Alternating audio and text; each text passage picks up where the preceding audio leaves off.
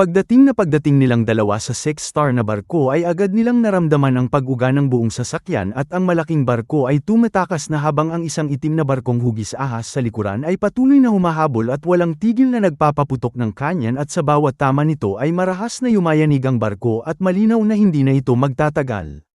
Galit na galit si Ming at nagtanong kung ano ang pinagmulan ng kalaban at kung bakit ayaw nitong tumigil samantalang si Chen Ying ay agad na humingi ng tulong sa Grand Commander sa pamamagitan ng kanyang communication talisman. Hindi nagtagal ay nagpadala ng mensahe si Marshal Anzai at ang kanyang utos ay dapat antalahin ni Chen Ying ang kalaban at kung hindi ay haharap siya sa parusang militar at nang marinig ito ni Ming ay malamig siyang tumawa at sinabing si Anzai ay sadyang nais ipapatay si Chen Ying. Kumunat ang noo ni Chen Ying at bilang isang Grand General ay hindi siya maaaring sumuway sa utos ng militar at kahit alam niyang ito ay mapanganib ay kailangan niyang sundin ito ngunit si Ming ay hindi isang Grand General kaya hinawakan niya si Chen Ying at tinawag ang mga puppet ng barko at sabay silang pumasok sa teleportation formation at sa sumunod na sandali ay bumalik na sila sa 8-star na barko. Hindi nagtagal pagkaalis nila ay isang pulang liwanag ang tumama sa 6-star na barko at ito ay biglang sumabog at nawasak at kung nahuli pa si Ming at Chen Ying ng kaunti ay tiyak na namatay sila roon. Sa loob ng 8-star na barko ay kumunat ang noo ni Chen Ying at sinabing ang pagsuway sa utos ng militar ay may parusang kamatayan ngunit sinabi ni Ming na kung hindi siya susuway ay mamamatay din siya at malinaw na sinasadya siyang ipahamak ni Anzai at ngayong inaakala ng lahat na patay na ang Grand General ay wala na siyang dapat ikabahala. Nag-alala si Chen Ying at sinabing sa ganitong paraan ay hindi na siya makakapag-claim ng mga gantimpala para sa kanya ngunit sinabi ni Ming na hindi na kailangan ng mga gantimpala dahil ang buong kontinente ay puno ng mga kayamanan at ang mga merit sa militar ay hindi na mahalaga. Marahang bumuntong hininga si Chen Ying at alam niyang mula ngayon ay hindi na siya ang Grand General ng Five Elements Divine Dynasty at tuluyan na siyang mapapasailalim sa pamumuno ni Ming. Sinabi ni Ma Xianqiao na ito ay mas mabuti dahil ang pagsunod sa kanyang Panginoon ay may mas magandang kinabukasan kaysa sa pananatili sa dinastiya at sa kanyang palagay ay hindi na magtatagal ang tinatawag na banal na dinastiya.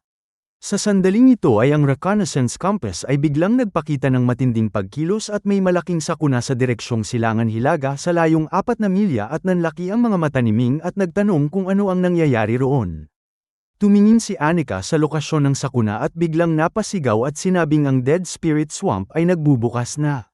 Nagtanong si Ming kung ano ang lugar na ito na labis nitong ikinatatakot at ang mukha ni Anika ay puno ng sindak habang ipinaliliwanag na ang Dead Spirit Swamp ay isa sa 3 pinaka-nakakatakot at pinakamapanganib na lugar sa kontinente at isa ito sa 3 Forbidden Zone at ayon sa alamat ay may nakatatakot na mga nilalang na naninirahan doon at mayroon itong nakamamatay na sumpa at kahit ang isang Longevity Realm na Master ay maaaring hindi makalabas ng buhay. Nagtaka si Ming at nagtanong kung nangangahulugang ito ay sadyang napakadelikado at tumango si Anika at sinabing gayunpaman ay sa tuwing nagbubukas ang Dead Spirit Swamp ay maraming puwersa ang handang pumasok doon upang maghanap ng mga kayamanan. Nang marinig ni Ming na may mga kayamanan sa loob ay agad siyang nagtanong kung ang mga ito ay low crystal din at umiling si Anika at ipinaliwanag na ang Dead Spirit Swamp ay isang ruins ng isang sibilisasyon na dating napakaluwalhati isang super civilization na may sariling supreme god ngunit sa hindi malamang dahilan ay bumagsak ito at ang lahat ng mga nilalang ay naging mga undead at pagkatapos ay kusang nagsil ang sibilisasyong ito at minsan lamang itong nagbubukas sa bawat ilang libo o ilang 10,000 taon at sa bawat pagbubukas nito ay maraming malalakas na nilalang ang madaling pumunta upang maghanap ng mga kayamanan sa loob ng ruins ng super civilization. Naging interesado si Ming at sinabing nais niyang pumunta at subukan ang kanyang kapalaran dahil ito ay isang ruins ng isang super civilization at maaaring mayroon siyang mapala ngunit mabilis na umiling si Anika at sinabing huwag itong pumunta dahil ang kalooban ng langit sa loob ng Dead Spirit Swamp ay nasa kalagayan ng kaguluhan at ang antas ng mga tao ay pabago-bago. Kung minsan ang malalakas ay nagiging mahihina at kung minsan ang mahihina ay nagiging malalakas at ang loob nito ay sadyang napakagulo at ang sinumang pumasok ay halos tiyak na mamamatay. Nagulat si Ming at nagtanong kung mayroon pa ring kalooban ng langit sa loob at kung ang Supreme God ng sibilisasyong ito ay hindi pa ba tuluyang naglaho dahil karaniwan ay kapag ipinanganak ang isang Supreme God ay sumasanib ito sa kalooban ng langit at kung may kalooban ng langit pa sa loob ay nangangahulugang maaaring buhay pa ang Supreme God. Sa sandaling ito ay ang treasure-seeking mouse ay biglang tumalon at naglulundag sa labis na pananabik at ang kanyang mga mata ay matalim na nakatitig sa unahan kung saan naroon ang Dead Spirit Swamp at nakaramdam si Ming ng pagkilos sa kanyang puso at sinabing tila mayroon ngang kayamanan sa loob ng lugar na ito. Matapos mag-alinlangan ng ilang sandali ay sinabi ni Ming na dapat siyang pumunta sa Dead Spirit Swamp at kahit pinipigilan pa siya ni Anika ay sinabi ni Ma Xianqiao na kung sa palagay ng kanyang Panginoon ay kaya niya ay dapat siyang pumunta dahil ang kayamanan ay nakukuha sa panganib at kung hindi makikipagsapalaran ay hindi makakakuha ng pakinabang. Tumawa si Ming at sinabing si Ma Xianqiao ang nakakaunawa at nang makitang hindi ito mapipigilan ay pumayag na lamang si Anika ngunit pinayuhan itong maging maingat at ipinaliwanag na karamihan sa mga pumapasok sa Dead Spirit Swamp ay mga dayuhan at marami sa kanila ay may napakataas na kakayahan kaya mas mabuting iwasan sila at huwag direktang makipaglaban. Tiniyak ni Ming na mag-iingat siya at pagkatapos ay iniutos na magtungo ang barko ng buong bilis. Sa ilang sandali lamang ay nakita na ni Ming ang kalangitan sa unahan na puno ng iba't ibang uri ng mga barkong pandigma at may hindi mabilang na mga dayuhan at halimaw na nagtitipon sa labas kaya agad siyang naging maingat at iniutos na huminto ang 8-star na barko sa malayo at pagkatapos ay binuksan ang kanyang ruyi robe upang maging invisible at tahimik na lumapit.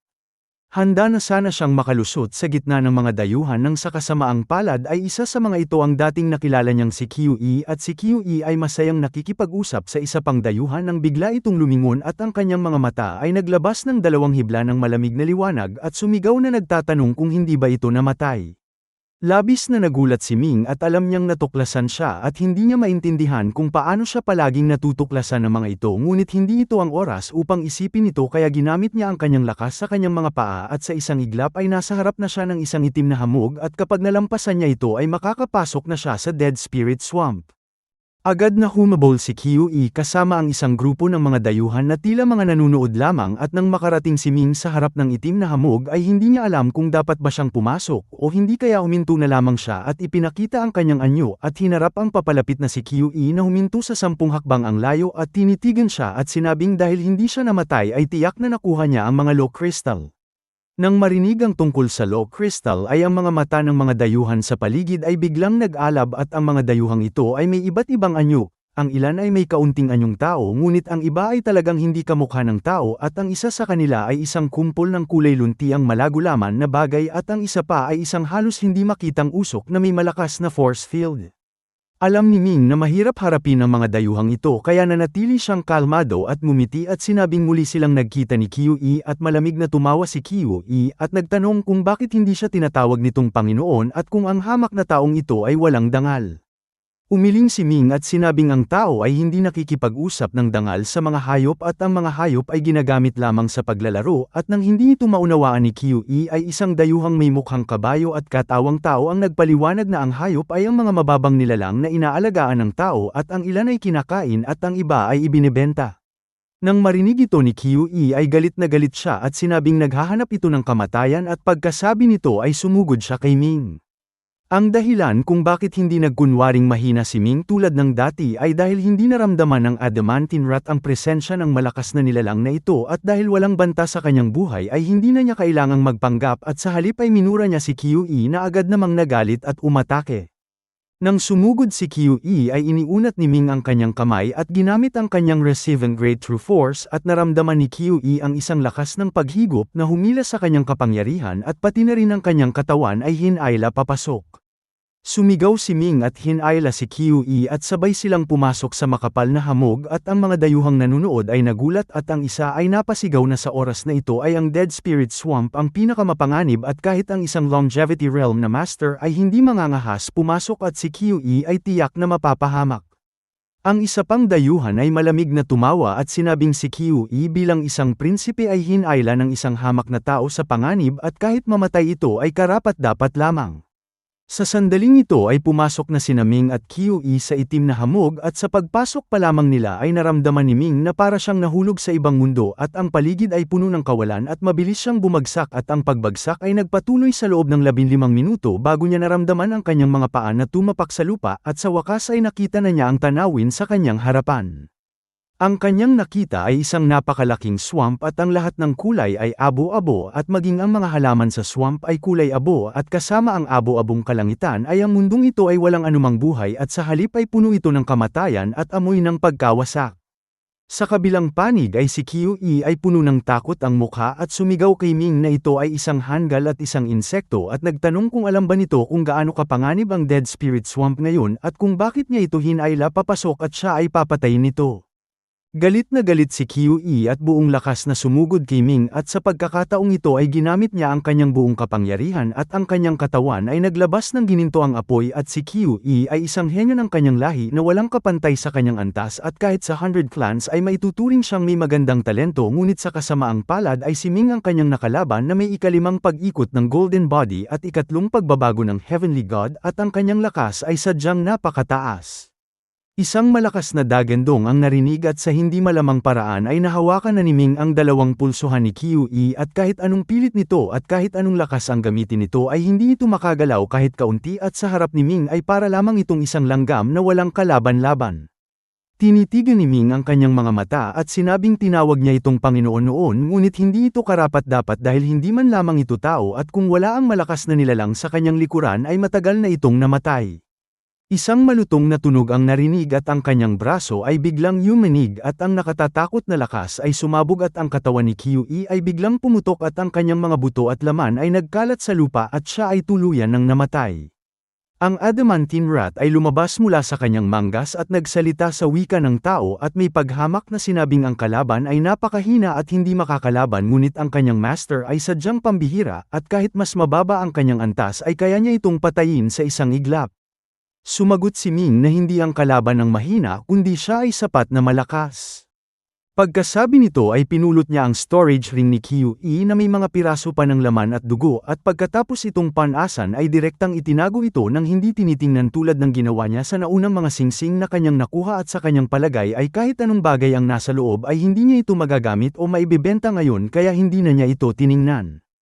Pagkatapos ay tinanong niya ang adamantine rat kung maaari niya itong tawaging Xiaogang at ang daga ay kumurap at tila walang pakialam sa pangalan at sumagot na sumusunod ito. Nagtanong si Ming kung mayroon itong naramdaman at tumingin si Xiaogang sa paligid at sinabing ang kalooban ng langit dito ay sadyang magulo at masasabing baliw at mayroon itong matinding pakiramdam ng panganib at ayaw nitong manatili rito kahit isang saglit. Tumango si Ming at sinabing si Xiaogang ay may mataas na antas at malakas na kakayahan kaya nito nararamdaman ang kalooban ng langit samantalang siya ay walang nararamdaman ngunit sinabi ni Qiu-i na sa oras na ito ay lubhang mapanganib ang Dead Spirit Swamp kaya dapat silang mag-ingat.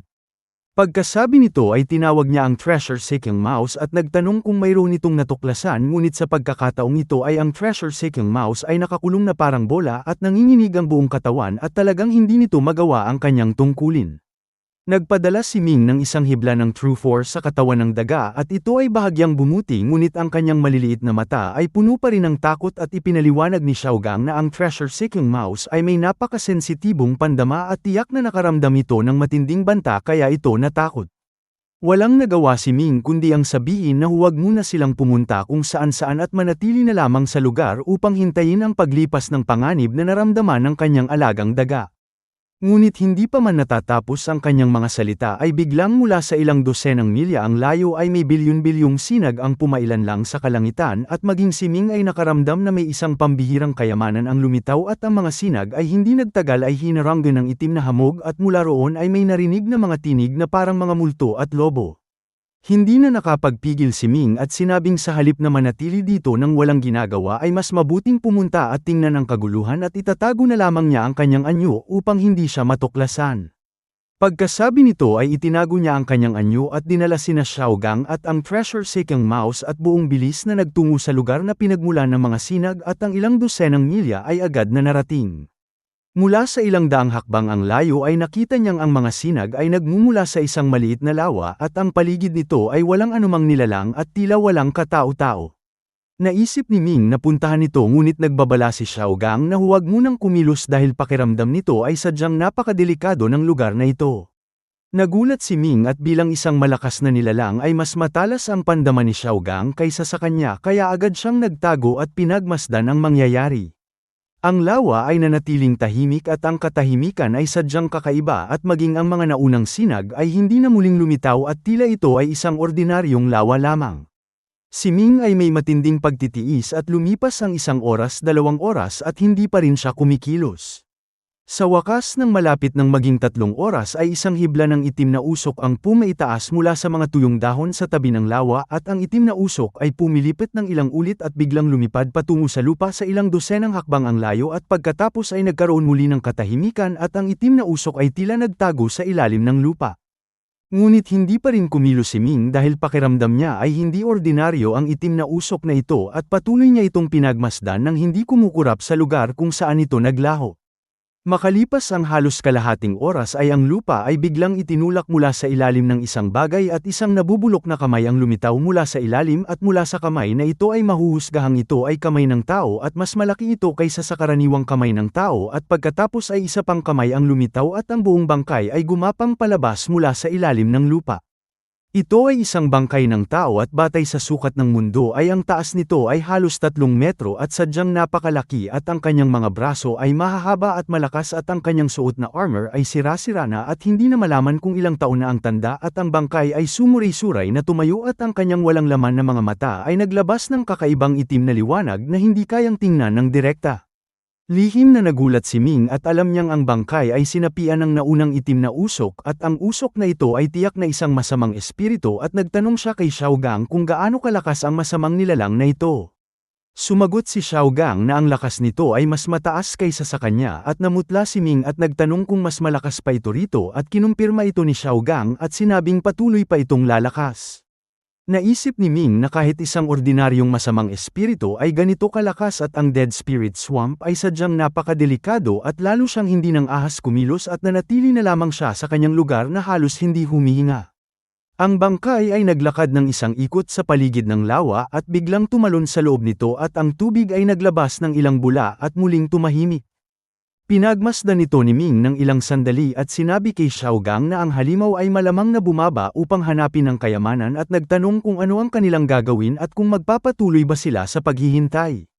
Bilang isang katutubo ng kontinente ay madalas tanungin ni Ming si Xiao Gang ng payo at kahit noong una ay labis na hindi nasisiyahan ang adamantine rat sa pagiging alipin ni Ming ay unti-unti nitong natuklasan ang walang katapusang potensyal nito at kahit sa ngayon ay mas mababa pa ang kakayahan ng kanyang master ay sa malapit na hinaharap ay tiyak na ito ay magiging isang pinakamalakas na nilalang at dahil sa ganitong pagtaya ay tuluyan ng naglaho ang sama ng loob ng adamantine rat. Ang mga halimaw ay likas na naghahanap ng malakas na Panginoon dahil kung hindi ay mananatili sila sa kanilang kasalukuyang antas habang buhay ngunit kung susunod sila sa isang malakas ay ang kanilang mararating ay malayong mas mataas at ang mga pakinabang ay hindi mabilang kaya lubos na naging matulungin si Xiao Gang kay Ming at sumasagot sa lahat ng kanyang mga tanong. Ipinaliwanag ni Xiao Gang na kung ang kayamanan dito ay talagang mahalaga ay hindi lamang iisang masamang nilalang ang lilito at kung iisa lamang ito ay nangangahulugang ang nasa ilalim ay hindi gaanong mahalaga. Iminungkahi ni Ming na magpatuloy sa paghihintay upang makita kung may iba pang mga nilalang na darating at kinumpirma ito ni Xiao Gang at sinabing pakiramdam nito ay may iba pang mga halimaw na darating ngunit bago pa man ito matapos ang kanyang mga salita ay bigla itong tumigil dahil sa sandaling ito ay ilang dosenang itim na liwanag ang mabilis na lumipad mula sa lahat ng direksyon at walang pag-aatubiling pumasok sa lawa at ang kakaiba ay ang mga itim na liwanag na ito ay pumasok sa tubig nang walang anumang alon at tahimik na naglaho. Nanlaki ang mga mata ni Ming at sinabing tama si Xiao Gang at may mga bagong halimaw na dumating at tiyak na ang kanilang lakas ay hindi mahina at kinumpirma ito ni Xiao Gang at sinabing may 13 bagong halimaw ang sumali sa pag-aagawan ng kayamanan at ang bawat isa ay hindi mas mababa ang lakas kaysa sa kanya. Mapait na ngumiti si Ming at sinabing sa ganitong kalagayan ay tila wala na silang pagkakataon ngunit sinabi ni Xiao Gang na ito ay kabaligtaran at itinuro na ang sinasabing na walang super civilization ay nilikha mismo ng sangkatauhan.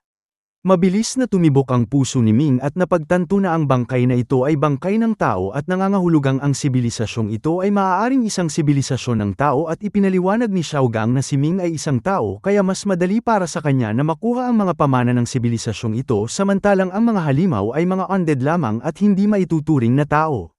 Nang marinig ito ni Ming ay agad siyang nagnais kumilos at pagkasabi nito ay nagbabala si Xiaogang na maraming dayuhan ang paparating at ang mga dayuhan sa labas ay inakalang tapos na ang mapanganib na oras at sunod-sunod na pumasok sa Dead Spirit Swamp at malinaw na naramdaman din nila ang kakaibang pangyayari at nagmamadaling pumunta sa lugar na ito. Alam ni Ming na kailangan niyang kumilos agad dahil kapag natuklasan siya ng mga susunod na dayuhan ay tiyak na mapapasama siya sa gulo kaya hindi na siya nag-atubili at diretsang tumalon sa lawa at mabilis na lumubog. Wala pang kalahating oras ay dumating na ang maraming dayuhan ngunit hindi sila agad na pumasok sa lawa at karamihan ay nagsuri muna sa paligid upang alamin kung ano ang nangyari. Isang dayuhang ganap na gawa sa usok ang nagsalita sa kakaibang tono at sinabing nakakaramdam ito ng masamang puwersa sa ilalim ng lawa at isa pang dayuhang may ulo ng oso at katawan ng tao na may pulang balahibo sa likod at napakalaking pangangatawan ay umamoy-amoy at sinabing nakakaamoy ito ng tao at ang kanyang mga mata ay nagliliyab sa bangis na tila itinuturing ang tao bilang biktima. Isang dayuhang may anyong ahas na puno ng kaliskis ang katawan na kahit may anyong tao ay walang mga paa at may buntot ng ahas at 4 na braso ay nagsalita at sinabing si Qiui ay hinayla ng isang tao papasok dito at nagtanong kung ito ba ang taong ito.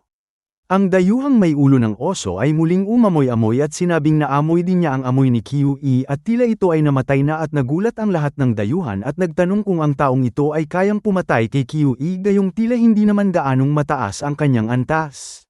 Kinumpirma ng dayuhang may ulo ng oso na si Qiui ay patay na at naamoy pa niya ang pagkabigla at takot nito bago ito mamatay. Nagtanong ang dayuhang may anyong ahas kung nasaan ang taong ito at itinuro ng dayuhang may ulo ng oso ang lawa at sinabing bumaba na ito roon at isang dayuhang may katawan ng kabayo sa ibaba at katawan ng tao sa itaas ay malamig na tumawa at sinabing siya ang unang huhuli dito at titikman ang lasa ng kanyang laman at dugo.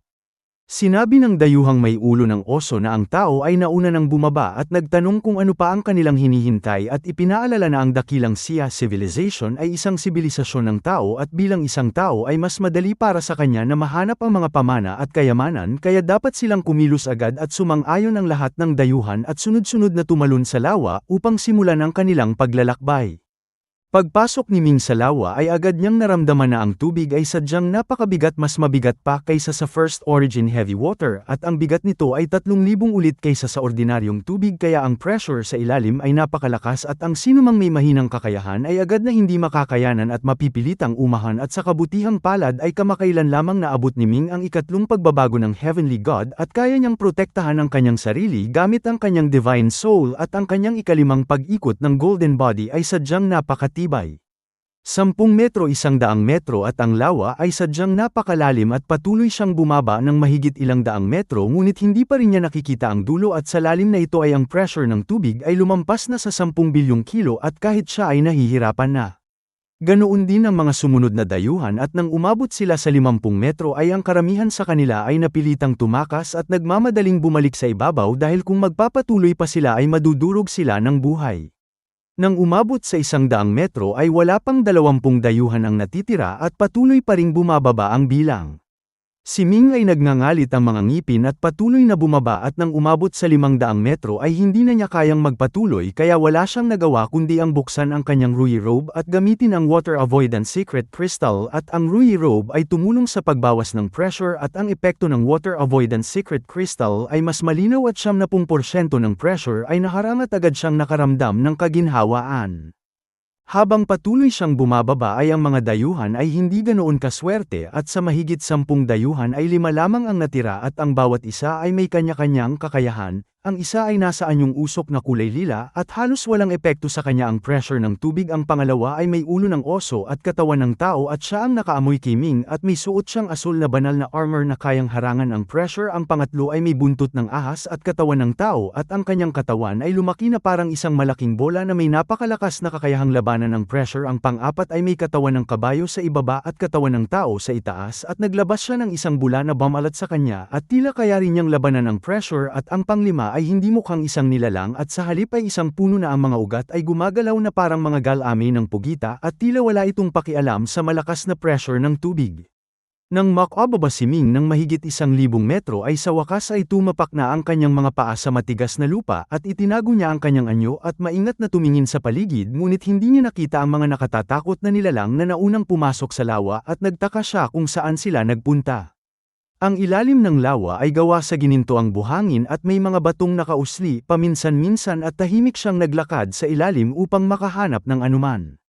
Tinawag niya ang treasure-seeking mouse at sinabing ito na ang oras upang umasa rito at ang daga ay tila bahagyang nakabawi at kahit may panganib pa rin sa paligid ay hindi na ito kasentakot ng dati at inilabas nito ang kanyang ulo at nag-amoy-amoy at biglang itinuro ng kanyang maliit na paa ang direksyon sa kaliwa harapan at patuloy na kinakaway ito na tila labis na nasa sabik. Nagtanong si Ming kung ano ito at mabilis na naglakad patungo sa direksyong itinuro ng daga at pagkalakad ng mahigit 500 metro ay nakita niya ang isang malaking bahagi ng makukulay na corals na may iba't ibang hugis at naglalabas ng iba't ibang kakaibang liwanag at sadyang nakakasilaw.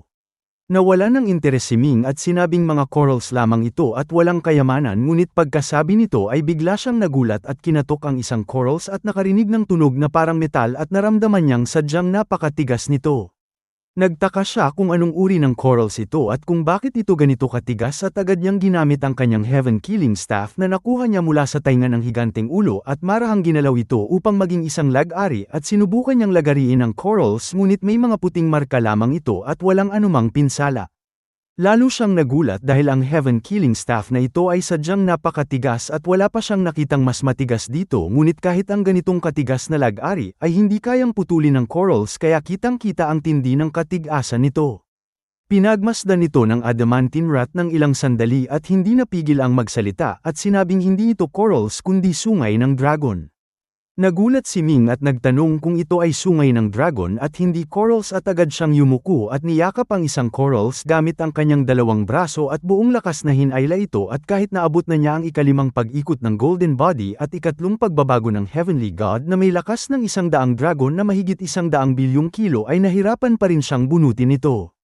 Nang sa wakas ay makita niya ang tunay na anyo ng corals ay tuluyan na siyang natigilan dahil sa ilalim ng tinatawag na corals ay isang napakalaking ulo ng dragon na kasinlaki ng isang maliit na bundok at napagtanto niyang ito ay tunay na sungay ng dragon at napakaraming dragon ang nakalibing dito. Labis na nagulat si Ming at nanatiling nakatayo roon at maingat na pinagmasdan ni Xiaogang ang mga labi ng dragon at puno ng damdaming sinabing ang mga dragon na ito ay mga tunay na dragon noong nabubuhay pa at ang bawat isa ay nasa itaas ng 8th realm longevity at hindi nito inaasahang napakarami ang namatay at malamang na ito ay isang sementeryo ng mga dragon.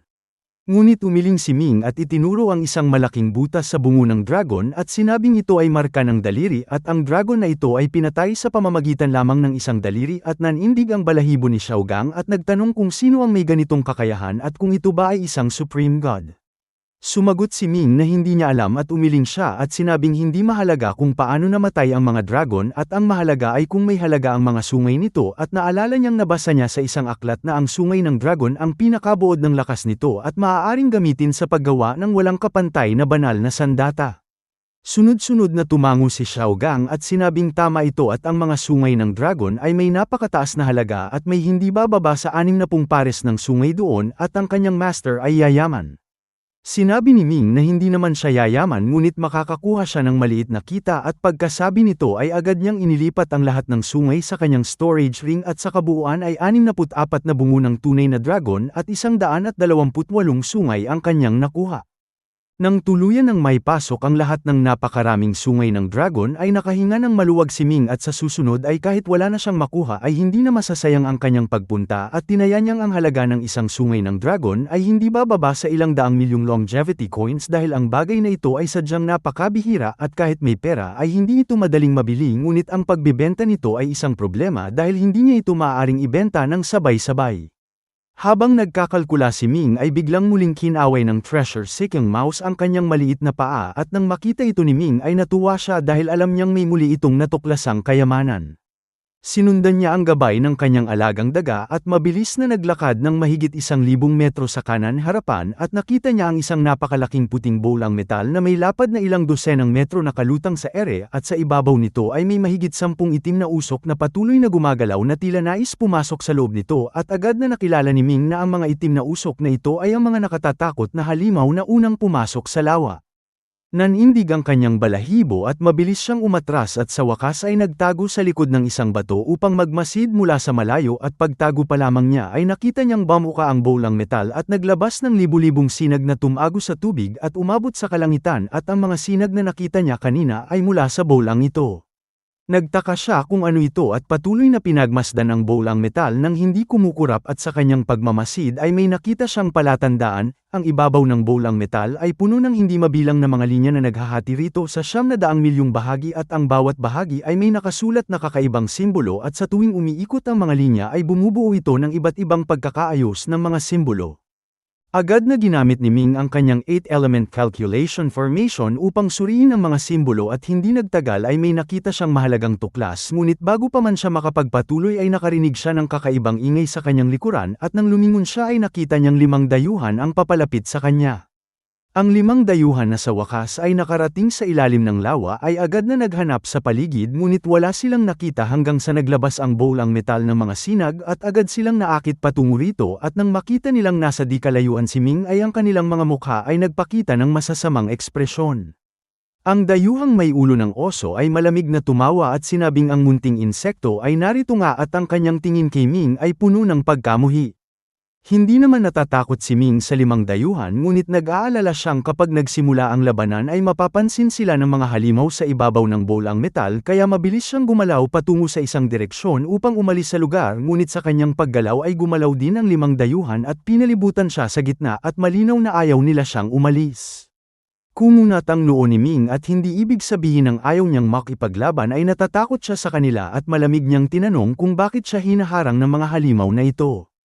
Ang dayuhang may mukhang ahas ay nagtanong kung siya ba ang pumatay kay Qiu at malamig na tumawa si Ming at nagtanong kung ang tinatawag nilang insekto ay pumatay kay Qiu at kung gayon ay mas mababa pa si Qiu sa isang insekto at nagtanong kung silang lahat ay mula sa 100 clans at kung ang 100 clans ay mas mababa pa sa mga insekto.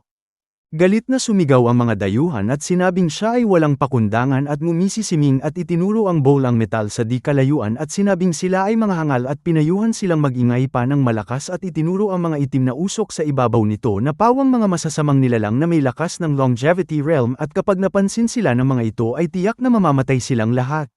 Nagulat ang 5 dayuhan at noon pa man ay naramdaman na nilang mahirap harapin ang mga nilalang na itim na usok ngunit hindi nila inaasahang ganito ito kalakas at biglang kinabahan ang kanilang mga puso. Ang dayuhang may katawan ng kabayo ay sumigaw at sinabing umalis agad si Ming kung hindi ay papatayin niya ito at tumawa si Ming at sinabing kung lalapit ito ng isang hakbang ay sisiga siya upang tawagin ang mga undead at sabay-sabay silang mamamatay at ipinaalala na siya ay isang maliit na tao samantalang sila ay mga piling miyembro ng 100 clans dahil kung hindi ay hindi sila makakarating sa ilalim ng lawa at kung mamamatay siya kasama ang mga piling miyembro ng 100 clans ay hindi siya talo. Nang marinig ito ng 5 dayuhan ay nagpakita sila ng kakaibang ekspresyon at agad silang napasa kamay ni Ming at talagang hindi sila ng ahas umatake. Ang dayuhang gawa sa usok ay naglabas ng mababang tinig at sinabing ang tuso at kasuklam-suklam na insektong ito ay palalampasin nila ngayon. Alam ni Ming na ang 5 ito ay hindi ordinaryo at 3 sa kanila ay umabot na sa antas ng deity at talagang mahirap silang harapin at hindi niya nais magkaroon ng tunay na labanan ngunit ang kanilang kayabangan ay labis na ikinainis niya at malamig siyang tumawa at hindi gumalaw kahit kalahating hakbang. Ang 5 dayuhan ay talagang walang magawa kay Ming kaya hindi na lamang nila ito pinansin at nag-usap-usap sa kanilang sarili. Ang dayuhang may katawan ng kabayo ay nagsabi na sa kanyang pagmamasid ay ang bowl ang metal ay isang mahiwagang mekanismo at sa pamamagitan lamang ng pag-unawa rito makakapasok sila at ang dayuhang may mukhang ahas ay nagsabi na sa kanyang pagkakaalam ay ang loob ng bowl ang metal ay isang teleportation formation na magdadala sa kanila sa pinakapusod ng dakilang siya na sibilisasyon kung saan tiyak na maraming nakabaong kayamanan. Nang marinig ito ni Ming ay biglang nagkaroon ng interes at naisip kung ang dakilang Xia ay may kaugnayan sa Xia Dynasty sa mundo at dahil nakapunta na siya sa mundo at nakabasa ng napakaraming aklat ng kasaysayan tula at nobela at halos naging isang silid-aklatan ay natural na alam niya ang tungkol sa Xia Dynasty. Dahil sa kanyang pag-iisip ay hindi niya napigil ang magtanong kung ang dakilang Xia ay may isang taong nagngangalang Dayu at kung may isang taong nagngangalang Haoyi at ang 5 dayuhan ay sabay-sabay na tumingin sa kanya at ang dayuhang gawa sa usok ay nagsabi na ang insektong ito ay may kaunting kaalaman at alam pala nito sina Dayu at Haoyi. Ang pagkabigla ni Ming ay hindi maipaliwanag at naisip niyang ang dakilang siya na sibilisasyon ay maaaring umabot sa antas ng super civilization at may kasaysayan nito ng hindi bababa sa ilang milyong taon at ang pagkawala nito ay hindi na malaman kung ilang daan o libong milyong taon na ang nakararaan ngunit sa mundo ay ang Xia Dynasty ay ilang libong taon pa lamang ang layo mula sa kasalukuyan at ang pagkakaibang ito ay paano nangyari at ang Dayu at Haoyi rito ay pareho ba sa Dayu at Haoyi sa mundo. Habang iniisip ito ay sinadya niyang malamig na tumawa at sinabing sino ang hindi nakakakilala sa dakilang siya at sa kasamaang palad ay naglaho ito dahil kung hindi ay matagal nang natapakan ng sangkatauhan ang 100 clans. Galit na sumigaw ang dayuhang may ulo ng oso at nagtanong kung paano mangahas ang mga insektong ito na tapakan ang 100 clans at ipinaalala na ang dakilang siya noong 5 milyong taon na ang nakararaan ay sadyang napakaluwalhati, may 3 supreme god at kontrolado ang hindi mabilang na resources, ngunit ano ang nangyari at ito ay madaling winasak ng divine clan sa pamamagitan ng isang sumpa. Malamig na tumawa si Ming at sinabing kahit ganoon ay kapag nawala ang isang dakilang siya ay may panibagong dakilang siya na babangon at ang dayuhang gawa sa usok ay tumawa ng masama at sinabing ang kaawa-awang insektong ito ay hindi alam kung ilang malakas na sibilisasyon ng tao ang naglaho sa kasaysayan at alam niyang 6 na ang kanyang nakita at wala ni isa ang nakaligtas at lahat ay tuluyang pinatay at kung mayroon mang dakilang siya sa hinaharap ay ganoon din ang kapalaran nito at nagtanong kung alam ba nito kung bakit at ipinaliwanag na ang 3 divine clans ang kumukontrol sa lahat at sila ang sentro ng sansinukob at walang sino man ang mangangahas lumaban sa kanila. Nakaramdam si Ming ng matinding lamig sa kanyang puso at naisip na napakarami na palang sibilisasyon ng tao ang naglaho at nagtaka kung bakit ito nangyayari at kung bakit ginagawa ito ng divine clans at ayon sa sinabi ng dayuhan ay tila bago pa man ang ninuno ng tao ay sunod-sunod nang lumitaw ang mga sibilisasyong ito at ang dahilan kung bakit winasak ng ninuno ng tao ang kontinente ay maaaring may kaugnayan sa ilang malaking pagkawasak sa kasaysayan. Sa kabila ng kanyang pag-aalinlangan ay malakas siyang tumawa at sinabing ano naman ito at ang sangkatauhan ay makakahanap ng paraan upang malampasan ang sumpa at makakapagtatag ng isang sibilisasyong mas malakas at mas maluwalhati kaysa sa dakilang siya. Ang 5 dayuhan ay nagpakita ng paghamak at ang dayuhang gawa sa usok ay nagsabi na noong panahong ito ay isang sumpa lamang ang ibinato ng Diyos ng sumpa at ang dakilang siya ay naglaho at kung ginamit nito ang kanyang buong lakas ay anong sibilisasyon ang hindi mawawala at kahit 10 dakilang siya ay walang halaga sa divine clans. Nakaramdam si Ming ng matinding lungkot at naisip na ang sangkatauhan ba ay talagang ganoon na lamang kahina sa harap ng divine clans. Sa sandaling ito ay isang kakaiba at hindi maipaliwanag na puwersa ang biglang bumaba at sa isang iglap ay naramdaman ni Ming na ang kanyang lakas ay pinigilan sa antas ng Great Martial Master at hindi niya magamit ang kanyang Divine Soul at tanging bahagi lamang ng kanyang lakas ang kanyang magagamit at ang 5 dayuhan ay mas masahol pa at diretsang bumagsak sa lupa at nagdusa na tila nakakaranas ng matinding sakit. Ang mahigit 10 itim na usok sa ibabaw ng bowl ang metal ay pinakamalubhang na apektuhan at diretsang naging mahigit 10 itim na bowl ang liwanag at gamulong pababa mula sa ibabaw nito. Ang dayuhang may ulo ng oso ay biglang tumalon at tumawa ng malakas at sinabing ang kalooban ng langit ay nagugulo at ang kanilang mga antas ay pinipigilan ngunit ang mga undead ay mas lalong pinipigilan kaya hindi na nila kailangang matakot sa kanila.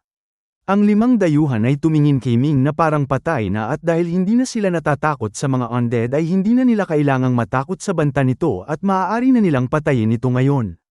Malamig na tumawa si Ming at nagtanong kung alam ba ng 5 hangal na ito kung paano pumasok sa bowl ang metal at sinabi ng dayuhang gawa sa usok na sa karunungan ng isang insekto ay paano nito mauunawaan ang hiwaga ng bowl ang metal at ipinaliwanag na ang bowl ang ito ay may hindi mabilang na pagbabago at ang bawat pagbabago ay may hindi mabilang na interpretasyon at sa pamamagitan lamang ng pag-unawa sa kahulugan ng mga simbolo sa ibabaw nito makakahanap ng tanging pagkakaayos upang mabuksan ito.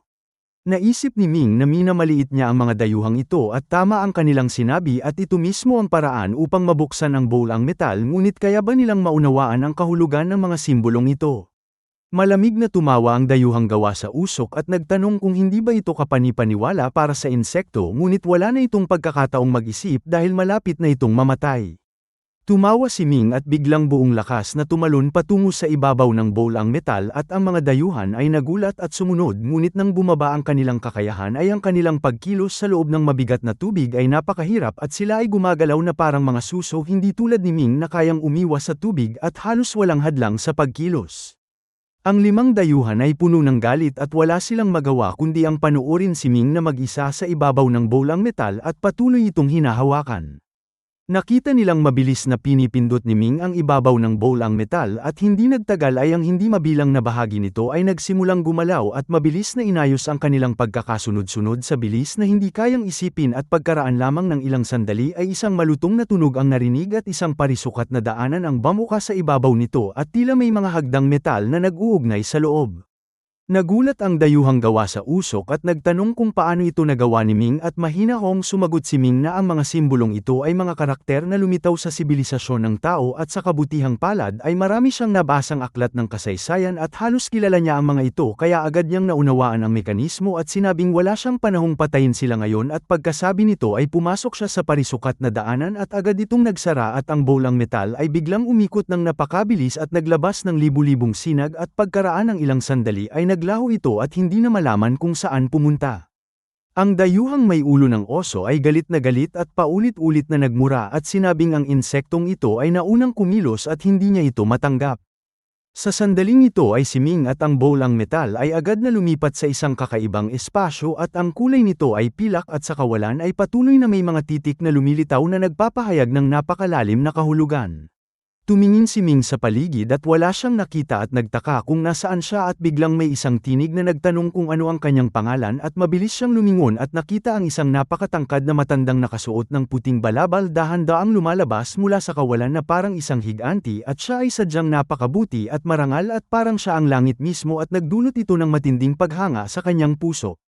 Yumuko si Ming at nagbigay galang at ipinakilala ang sarili bilang si Ming na nagbibigay pugay sa nakatatanda ng dakilang siya at ang kanyang paggalang ay mula sa kaibuturan ng kanyang puso dahil ang dakilang siya ay isang super civilization na may supreme god at ito ang karangalan ng sangkatauhan.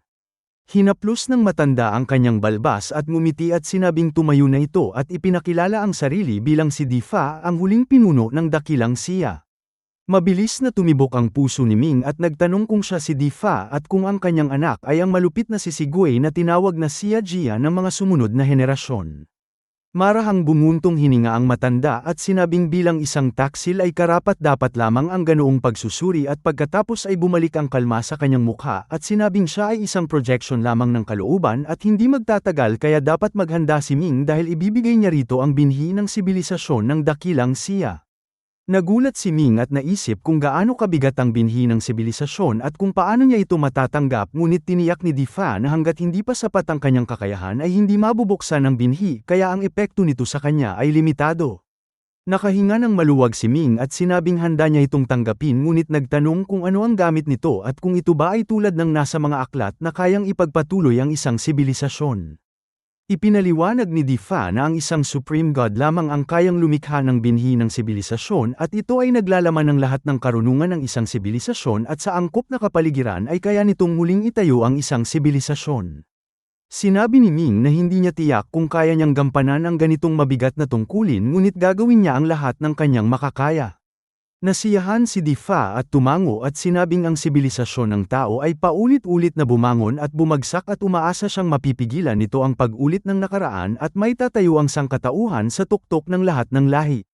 Nagtanong si Ming kung ano ang kaugnayan ng Homeland of Humanity sa Xia Dynasty at dakilang Xia at kung bakit pareho ang kanilang mga pangalan at pareho ang kanilang mga tauhan at marahang bumuntong hininga si Difa at sinabing ang lahat ng ito ay gawa ng ninuno ng tao. Nagulantang si Ming at nagtanong kung kilala nito ang ninuno ng tao at ipinaalala na ang ninuno ng tao ay dumating sa mas huling panahon at nang lumitaw ito ay tapos na ang dakilang Xia kaya paano nito nalaman ang kanyang pag-iral. Puno ng paghanga ang ekspresyon ni Difa at ipinaliwanag na ang kakayahan ng ninuno ng tao ay umabot sa hindi maarak na antas at kaya nitong putulin ang ilog ng panahon at umabot ng ilang milyon o kahit ilang 10 milyong taon sa nakaraan at nagbukas ng maraming maluwalhating sibilisasyon. Hindi makapaniwala si Ming at nagtanong kung paano nito direktang naimpluwensyahan ang nakaraan upang baguhin ang kasalukuyan at sumagot si Difa na sa harap ng isang Supreme God ay walang imposible at lalo na siya ay isang napakalakas na Supreme God. Napagtanto ni Ming na ang lahat ng maluwalhating sibilisasyon ng tao ay nilikha ng ninuno ng tao at kinumpirma ito ni Difa at sinabing binaligtad ng ninuno ng tao ang panahon at nagtungo sa nakaraan upang turuan ang sangkatauhan at sa gayon ay isinilang ang dakilang Siyang, dakilang Xia, Roma at iba pang super civilization, ngunit sa kasamaang palad ay napakalakas ng tatlong divine clans at ang mga sibilisasyong ito ay tuluyang winasak. Sa wakas ay naunawaan ni Ming kung bakit lumitaw ang mga tauhan ng mundo sa sinaunang panahon. Dinala sila ng ninuno ng tao sa nakaraan at pagkatapos ay tinulungan silang lumikha ng sunod-sunod na maluwalhating sibilisasyon. Sa gitna ng kanyang pagkabigla ay hindi nakalimutan ni Ming na humingi ng pakinabang at nagtanong kung mayroon bang mga kayamanan dito, at ngumiti si Di Fa at sinabing upang matulungan siyang lumaki ng mabilis ay natural na bibigyan siya nito ng ilang mga bagay. Pagkasabi nito ay isang sinaunang singsing ang bumaba mula sa kawalan at sinalo ni Ming, at ang singsing ay magaan sa kamay ngunit may kakaibang pakiramdam si Ming na parang hawak niya ang isang buong mundo at sadyang napakabigat nito. Nagulat si Ming at nagtanong kung ang loob nito ay isang malaking mundo, at tumango si Di Fa at sinabing sa kanyang kasalukuyang kakayahan ay maliit na bahagi lamang ng espasyo ang kanyang mabubuksan at ang mga kayamanang makukuha niya ay limitado, ngunit habang lumalakas ang kanyang kakayahan ay mas marami siyang mabubuksang kayamanan at ang mga ito ay kahit sa dakilang siya ay sadyang napakahalaga kaya dapat niya itong pahalagahan.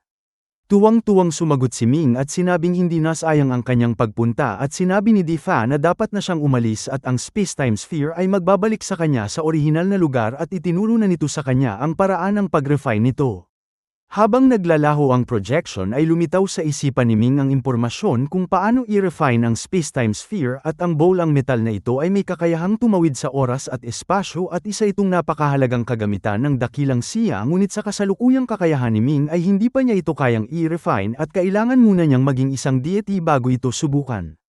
Isang malakas na dagandong ang narinig, at bago pa man niya lubos na maunawaan ay ang space-time sphere ay bumalik na sa orihinal nitong lugar at muling lumitaw sa ilalim ng lawa, at tumalon si Ming mula sa loob nito, at ang bolang metal ay agad na lumiit na kasinlaki ng palad at tumalon sa kanyang palad at itinago niya ito sa kanyang storage ring. Ang limang dayuhan ay umalis na at hindi nila inaasahang babalik si Ming mula sa orihinal na lugar, at sa oras na ito ay nasa itaas na sila upang magpatuloy sa paghahanap ng mga kayamanan. Pagbalik ni Ming sa ilalim ng lawa ay natuklasan niyang ang puwersang pumipigil sa kanya ay naruroon pa rin, kaya hindi siya nagmadaling umahan at sa halip ay sinubukan muna ang singsing ng dakilang siya at nagawa niyang buksan ang isang espasyo na may lawak na 100 milya, ngunit sa kanyang pagkadismaya ay ang loob nito ay puno lamang ng kulay lilang gintong mga kawayan at talagang walang anumang kayamanan. Bumuntong hininga si Ming at sinabing sa ngayon ay hindi siya makakakuha ng anumang pakinabang mula rito, at muli niyang itinago ang singsing. Tinawag niya ang treasure-seeking mouse at nagtanong kung mayroon pa bang ibang mahalagang bagay sa ilalim ng lawa, at ang daga ay tila ganap ng nakabawi at matalinong umamoy-amoy sa iba't ibang direksyon, at matapos ang mahabang sandali ay malungkot na umiling. Nagreklamo si Ming ng ilang sandali at wala nang magawa kundi ang umahan mula sa lawa, at ang projection ni Di Fa ay napakaikli lamang at may mga bagay siyang hindi na itanong, tulad ng kung paano winasak ang dakilang siya at kung saan nakatago ang mga kayamanan nito, at sa kasalukuyan ay kailangan niyang mag-isa na makipagsapalaran. Pag-ahon niya sa lawa ay tahimik ang paligid at lumingon siya sa tubig at nagtanong kung anong uri ng tubig ito na mas mabigat pa kaysa sa First Origin Heavy Water, at sumagot si Xiao Gang na ito ay Golden Light Heavy Water at ito ang pinakamahusay na bagay para sa pagpapanday ng mga sandata. Nagliwanag ang mga mata ni Ming at nagtanong kung may halaga ito, at pagkasabi nito ay agad niyang ikinaway ang kanyang kamay, at ang Golden Light Heavy Water sa lawa ay pumaitaas at pumasok sa kanyang storage ring ng dakilang siya at binaha ang kagubatan ng mga kawayan sa loob nito. Hindi ito pinansin ni Ming, ngunit hindi niya alam na ang mga kulay lilang gintong kawayan na natubigan ng Golden Light Heavy Water ay biglang naglabas ng walang hanggang gininto ang liwanag, at ang katawan ng mga kawayan ay nagkaroon ng metal na kintab at patuloy itong lumalalim. Matapos makuha ang Golden Light Heavy Water ay pumili si Ming ng isang direksyon at dahan-daang naglakad, at paminsan-minsan ay tinatanong ang kanyang alagang daga kung may natuklasan ito. Pagkalipas ng mahigit 1 oras ay biglang naglaho ang puwersang pumipigil sa kanya, at ang kanyang lakas ay ganap na bumalik, ngunit hindi siya naging kampante at sa halip ay lalo siyang naging maingat dahil ang pagkawala ng pagsupil ay maginhawa, ngunit ang mga malalakas na undead ay bumalik na rin sa kanilang dating lakas, at kapag nakatagpo niya sila ay magiging lubhang mapanganib. Hindi nagtagal ay habang naglalakad si Ming ay isang mananipis na sinag ang mabilis na lumipad mula sa malayo, at agad siyang nalock at labis siyang nagulat at mabilis na gumalaw-galaw at ginamit pa ang kanyang kakayahan sa paglipad, ngunit hindi niya ito maialis, at pagkaraan ng ilang sandali ay 6 na dayuhan ang bumaba sa lugar, at bukod sa 5 dayuhang nasa ilalim ng lawa ay may isa pang matandang dayuhan. Ang matandang dayuhang ito ay may hitsurang katulad ng namatay na si Qiu-i at tila sila ay parehong mula sa Sky Splitting Clan at tulad ng inaasahan ay tinitigan ng matandang dayuhan si Ming at nagtanong kung ang hamak na insektong ito ang pumatay kay Qiu-i. Alam ni Ming na ito ay isang malaking problema at ang kanyang lakas ay sadyang napakalakas at maaaring hindi ito kayang labanan ng adamantine rat. Nagtanong siya kay Xiaogang kung kaya ba nitong pigilan ang matanda at walang magawang sumagot si Xiaogang na kahit pareho sila ng lakas ay hindi nito kayang pigilan ito at protektahan ang kanyang master at naunawaan ni Ming ang katotohanan ito at ang pagkakaiba ng pagprotekta sa sarili at pagprotekta sa iba ay napakalaki at talagang hindi siya kayang protektahan ng adamantine rat. Mabilis siyang kumalma at sinabing hindi siya ang pumatay kay Qiu-i kundi ang 5 dayuhang ito at mariin niyang itinuro ang 5 dayuhang nasa ilalim ng lawa. Nagulat ang matandang dayuhan at nag-aalinlangang tumingin sa kanila at ang 5 dayuhan ay nagulat at nagalit at sunod-sunod na sumigaw na nagtatanong kung ano ang sinasabi ng insektong ito at kung kailan nila pinatay si Qiu-i. Malamig na tumawa si Ming at nagtanong kung inaakala nilang makakalusot sila sa pamamagitan ng paninisi sa kanya at ipinaliwanag na si Qiu-i ay kanyang Panginoon at nangako itong bibigyan siya ng magandang kinabukasan kaya kusang loob siyang naglingkod dito. Sinabi ng dayuhang gawa sa usok na si Ming ang humila kay Qiu-i papasok dito at sumagot si Ming na totoo ito at siya nga ang humila sa kanyang Panginoon at ito mismo ang dahilan kung bakit sila ang unang nakatuklas ng kayamanan sa ilalim ng lawa, ngunit sa kasamaang palad ay dumating ang 5 walang pusong ito at upang agawin ang kayamanan ay pinatay nila ang kanyang Panginoon at kung hindi siya naging mabilis ay patay na rin siya. Ang 5 dayuhan ay natulala at naisip nilang si Ming ay walang kahihiyang naninira sa kanila at pumapatay ng walang patalim. Ang matandang dayuhan ay nalito rin at matalim na tiningnan ang 5 dayuhan at nagtanong kung silang 5 prinsipe nga ang pumatay kay Qiu-i. Galit na sumagot ang dayuhang may ulo ng oso at nagtanong kung ang matandang ito ay ulyanin na at ipinaalala na sila ay parehong mga prinsipe ng 100 clans at paano nila papatayin si Qiu-i. Ang dayuhang may mukhang ahas ay hinarap si Ming at nagtanong kung sinasabi nitong ninakawan nila ang kayamanan ay sabihin nito kung ano ito. Lihim na nagpadala ng mensahe ang adamantine rat at sinabing ang dayuhang may mukhang ahas ay may dalang isang scroll na tinatawag na Law Heaven Precious Book at tiyak na nakuha niya ito mula sa lugar na ito. Nagtaka si Ming at nagtanong kung paano nito nakikita ang mga bagay sa katawan ng iba at ipinaliwanag ni Xiaogang na ito ay likas na kakayahan ng mga daga at iminungkahi na gamitin ito ni Ming laban sa kanila.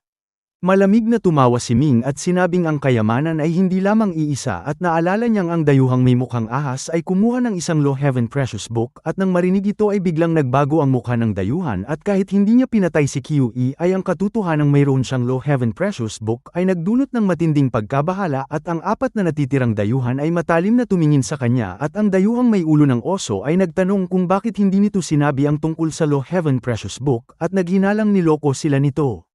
Nang makita ng matandang dayuhan na mayroon ngang problema ay galit siyang sumigaw at sinabing sila nga ang pumatay kay Qiu-i ngunit umiling ang dayuhang may ulo ng oso at sinabing dapat maniwala ang matanda sa kanila at ipinaliwanag na ang Law Heaven Precious Book ay nakuha nila mula sa isang kuweba at noong panahong ito ay silang lahat ay nakaramdam ng presensya ng kayamanan ngunit ang dayuhang may mukhang ahas lamang ang nakapasok at paglabas nito ay sinabi nitong wala itong nakuha.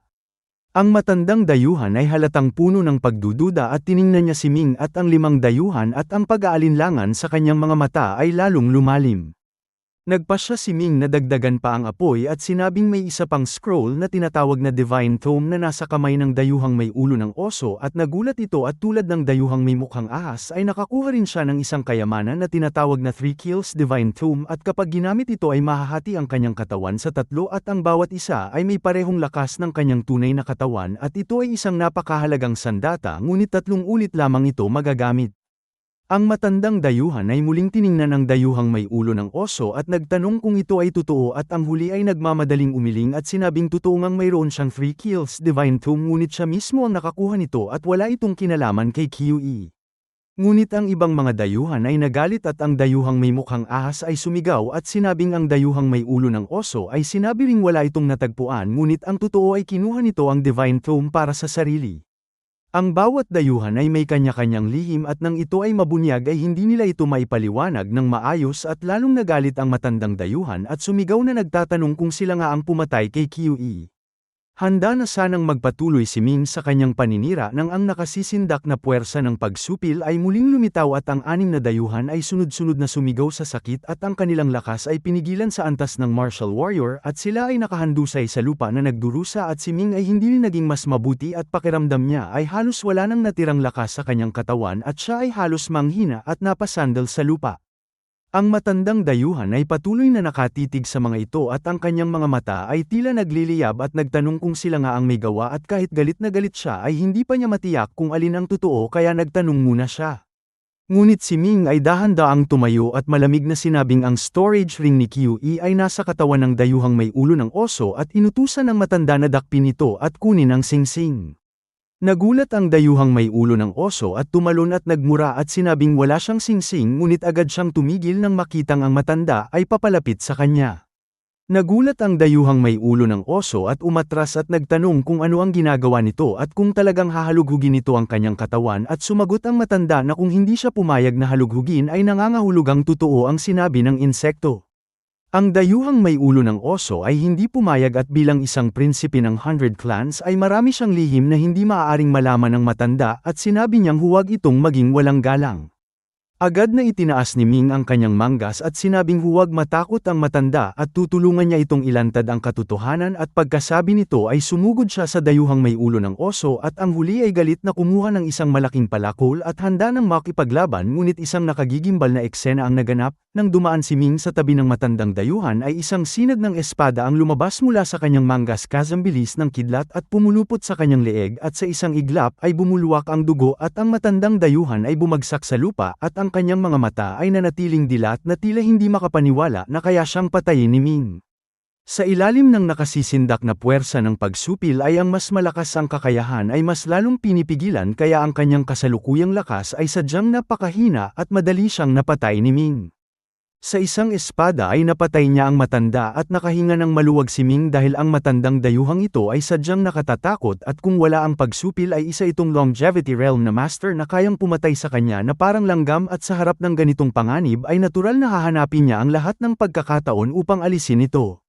Nang makitang pinatay ni Ming ang matanda ay unang nagulat at pagkatapos ay galit na galit ang dayuhang may ulo ng oso at sumigaw na ang insekto ay may lakas ng loob at masamang ngumiti si Ming at matalim na tiningnan ng ilang dayuhan at pagkatapos ay tumalikod at umalis. Ang mga dayuhang ito ay may mga mabibigat na kayamanan at napakahirap silang patayin at sa halip na mag-aksaya ng oras sa kanila ay mas mabuting maghanap na lamang ng mga kayamanan at ayaw niyang sayangin ang kanyang panahon. Walang tigil na hinabol ng 5 dayuhan si Ming pero mas mabilis ito kaysa sa kanila at hindi nagtagal ay tuluyan na siyang nawala sa kanilang paningin. Galit na galit sila pero wala silang magawa kundi ang magmura at magpadyak sa lupa sa sobrang inis. Pagkalayo ni Ming ay muling nanambalik ang sigla ng tahimik na si Xiao Bao at masigla na namang ikinakaway ang kanyang maliit na paa sa unahan. Tuwang-tuwang binilisan ni Ming ang kanyang paglakad pero hindi pa siya nakakalayo ay hinarang na siya ng isang walang hanggang putik. Yumuko siya at pumulot ng isang dakot ng putik, malapot at malambot ito at may matapang na amoy. Nagbabala si Xiao Gang na ang lugar na ito ay puno ng panganib at tinitirhan ito ng napakaraming isinumpang undead at pinayuhan siyang huwag sumubok. Pero sinabi ni Ming na kapos siya ngayon sa pera kaya paano siya makakakita ng kayamanan kung hindi siya makikipagsapalaran. Sumagot ang daga na maghintay lamang sandali at kapag nawala na ang puwersang pumipigil ay saka siya tutulong. Pero iba ang iniisip ni Ming, na kapag may puwersang pumipigil ay kahit paano ay kaya niyang protektahan ang sarili at kapag nawala ito ay mas lalong lalakas ang panganib at kung sakaling mawala ang pagsupil at makatagpo sila ng isang nakatatakot na kalaban ay si Xiao Gang na ang bahala. Tiniyak ng daga na huwag mag-alala ang kanyang master dahil siya ang nagdadala ng binhi ng sibilisasyon ng dakilang siya at isang pambihirang henyo kaya kahit ibuwis niya ang kanyang buhay ay poprotektahan niya ito. Nang tumapak si Ming sa putik ay agad niyang naramdaman ang isang kakaibang lakas na humihigop mula sa malambot na putik at ang kanyang katawan ay hindi mapigil ang lumubog. Sa kabutihang palad ay malalim ang kanyang kasanayan sa martial arts kaya sa pamamagitan ng pagtulak at pagyanig ng kanyang lakas ay naialis niya ang higop at lagkit nito. Namutla siya at sinabing may kakaiba sa putik na ito at kung hindi siya bihasa ay tiyak na nalubog siya. Ipinaliwanag ni Xiao Gang na ang putik na ito ay malamang na ang maalamat na devil mod na anumang bagay na dumb-aikit dito ay lulubog at magiging bahagi nito. Nagtaka si Ming at nagtanong kung ang Devil Mod ay may sariling buhay pero sumagot ang daga na hindi nito alam kung may buhay ito pero ang tiyak ay sadyang nakatatakot ito at sinasabing habang mas maraming nilalang ang napatay nito ay lalo itong lumalakas at ang pinakamapanganib na uri ay kaya pang lumamo ng isang nasa longevity realm. Buti na lamang at napakahusay ng pagkontrol ni Ming sa kanyang lakas kung hindi ay talagang nasa panganib siya.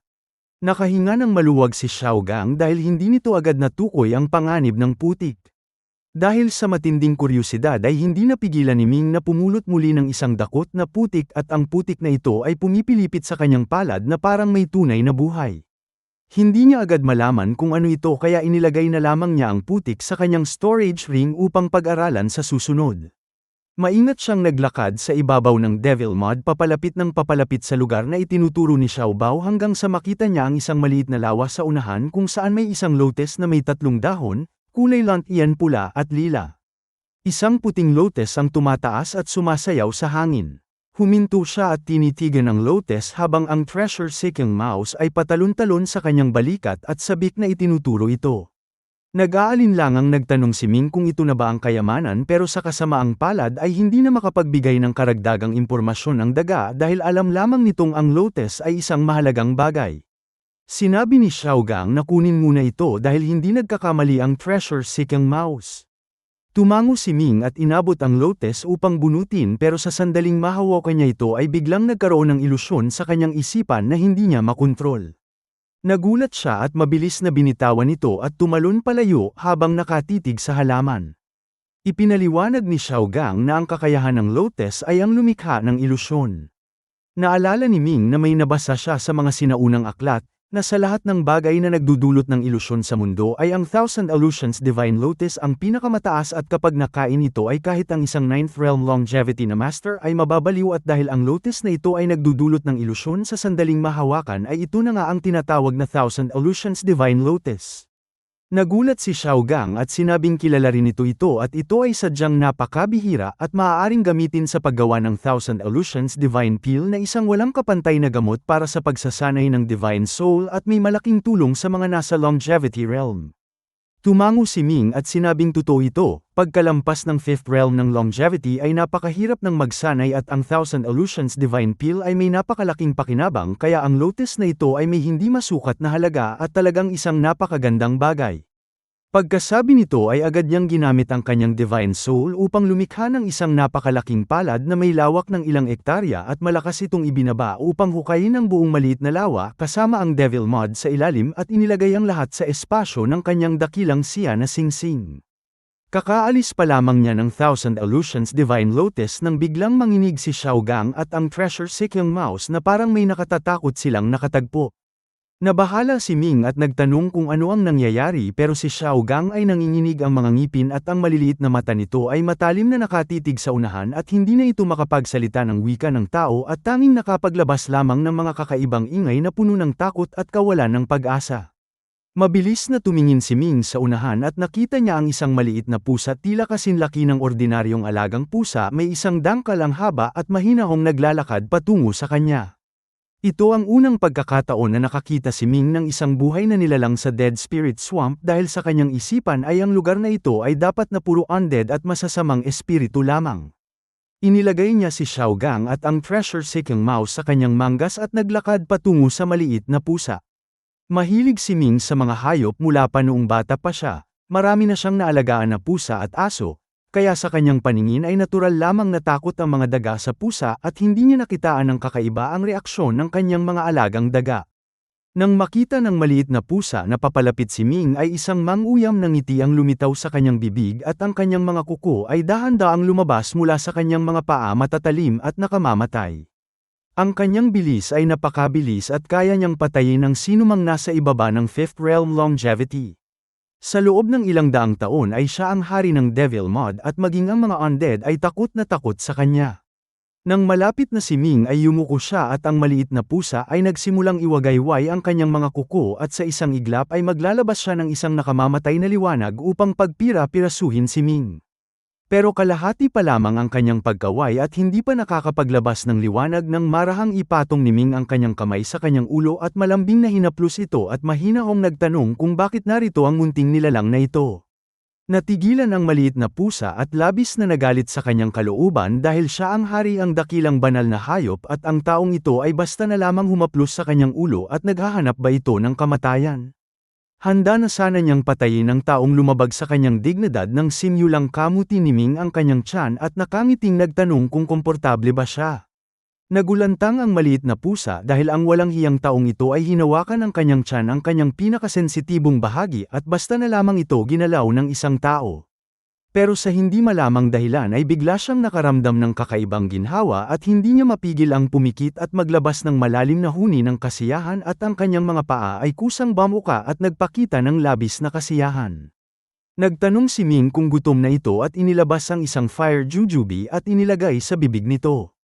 Sa kalooban ng maliit na pusa ay tinanggihan niya ito dahil siya ay isang kumakain ng karne, at paano siya kakain ng isang walang saysay na bagay tulad ng jujube.